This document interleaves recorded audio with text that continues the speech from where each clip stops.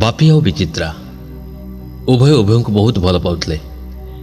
एमती कि दिने दुहे दुही को न भेटिले क्या भी दाना रुचे नहीं। जमीती भी हो बाहाना करी उभय उभय को भेटती पार्क रे। विचित्रा बहु बड़ लोक घर झील आ बापी गोटे मध्यवित्त परिवार पिला। हेले पैसा कि जाति किसी भी बाधा सृष्टि करनी तांको प्रेम रे। उभय उभय जन्म मरण साथी बाछि नहीं थांती। विचित्रा भारी बेलापी आ परोपकारी झीटीए। से तांको पड़ोसी थिबा जने अति गरीब घर पिला बिलू को पिला बेलू साहाय्य करे। कारण ता बापा बो पिला बेलू ताको छाड़ी आर पार को चली जाइतले। आ से ता सापत मा ठारो अनेक गाली खाई बहुत हैरान भी होउथाय। विचित्रा ताको सब कथार साहाय्य करे। से भी विचित्रा को भारी सम्मान दिए आ भल पाए जड़े बंधु हिसाब रे। एबे बिलू किंतु ग्रेजुएशन कर गोटे भल कंपनी जॉब करुची। उभय व्हाट्सएप रे बहुत मजा मजा चैट भी करती आ प्राय समय कथा भी होता। हेले बिलू और विचित्रा खाली भल सांग छड़ा और किसी भी अन्य विषय केबे भी आलोचना करते नहीं। एमती दिन पार्क रे बापी और विचित्रा भेटा भेटी हुई मजाक पर माति थांती। आ बापीर हठात नजर पड़गला विचित्रार फोन उपरे। आ सेतेबेले व्हाट्सएप रे गोटे मेसेज आसिला। बापी कहला ये क्या मेसेज? विचित्रा कहला नाई मो से पिला बेलर सांग बिलूर मेसेज।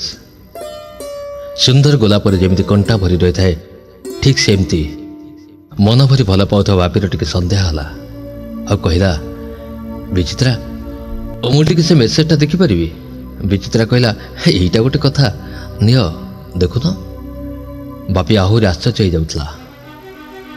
और बिलू ना उपरे क्लिक करू करू जहाँ पढ़िला से पागल हो गला। लेखा थिला हाय सुंदरी तुम खबर कौन कौन भूली जाइछ? हाँ ना मन रखिछ? बस एतिकरे पूरा महाभारत अशुद्ध हो गला।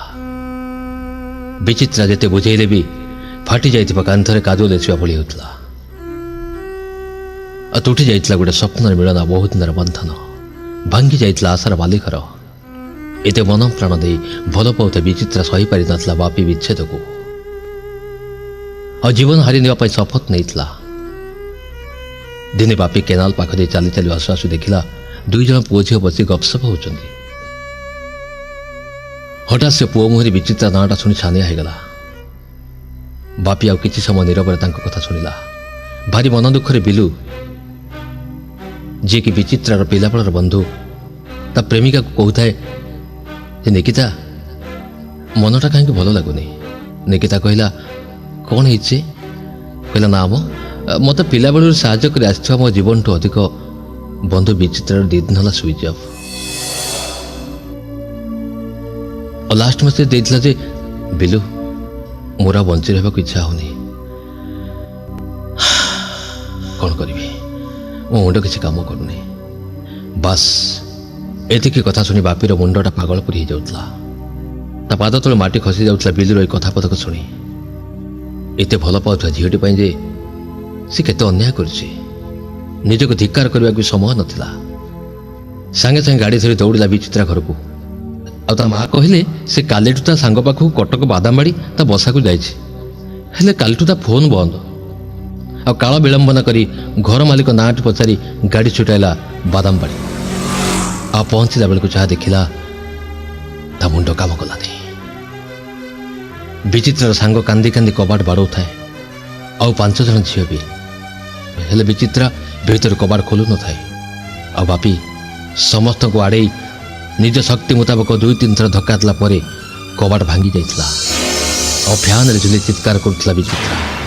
बापी टेबुल पकई विचित्रा को कुंडई धरी ता बेकर बेडसीट फिटाइला और तलक आनी पानी छाटिया पर टिके आखि खोलिला। और सांगे सांगे गोटे गाड़ी करी विचित्रार सांग पिला आउ बापी मिसी मेडिकल नहीं गले। बापी सेमती सारा दिन ता बेड पाखे ताको जगी बस थाए। राति डॉक्टर आसिले विचित्रा को उठे बसई गोटे इंजेक्शन देले और बापी की डाकी कहले don't worry mister Bapi she is all right now. बस डॉक्टर गला पर बापी आसी देखे तो विचित्रा बेड रू उठी तले ठिया आउ किछि न कही गोटे दोषी भली व्यापी सीधा विचित्रार पाद तले बसी पड़ला और क्षमा मागिला। खनि खनि पाटिरे बापी तार दुई हाथ धरी कहला, मते मते क्षमा कर विचित्रा। विचित्रा कहला, बापी तुम जगह ये पाद तले देवी ए मो हृदय रे। प्राय 10 मिनिट पर्यंत उभय उभय को जाबुड़ी धरी मेडिकल सारा रोगी आउ विचित्रार सांग मान क्लापिंग रे उछुड़ी उठुला सारा मेडिकल।